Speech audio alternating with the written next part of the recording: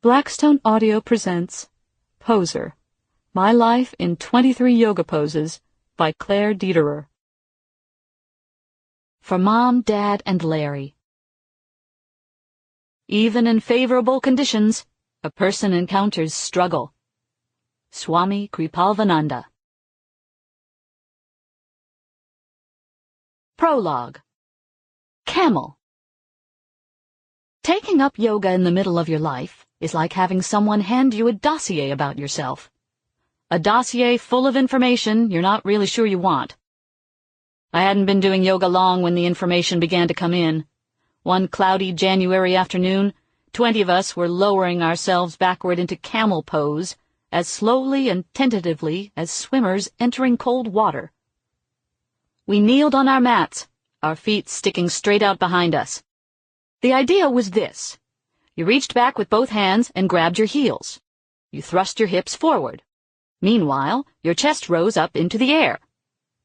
It seemed a little porny, but I was willing to give it an honest try. I did it once. My hands reached, my hips thrust, my chest, I hoped, rose. My lower back crimped. I came out of the pose, which was at least as scary as going into the pose. I sat for a moment and watched the other students reaching, thrusting, rising, not crimping, at least visibly.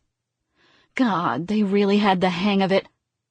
I sank back in child's pose for a rest and caught a whiff of onions from my hands. I had stuffed a chicken and put it in the oven for Bruce and our 1-year-old Lucy before I raced off to yoga. The chicken was my passport out of the house. I left them food as though it were a piece of me. Synecdoche.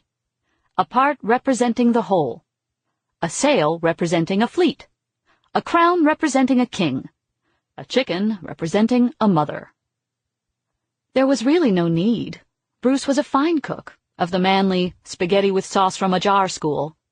Yet I cooked. A chicken roasting in the oven was virtue discernible. There it was, love, concern, nurturing, all rolled in a 4-pound organic fryer. Camel. All right, time to try again.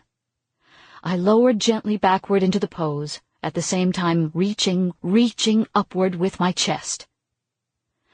Release into the pose, said my teacher Fran. Breathe into the tightness. Let the mind empty of the day's concerns. I wondered if Bruce had found the good bread I had left on the counter. Guilt bread. They could chew on it while I hung out in this room, pretending to be in India. Sample complete. Ready to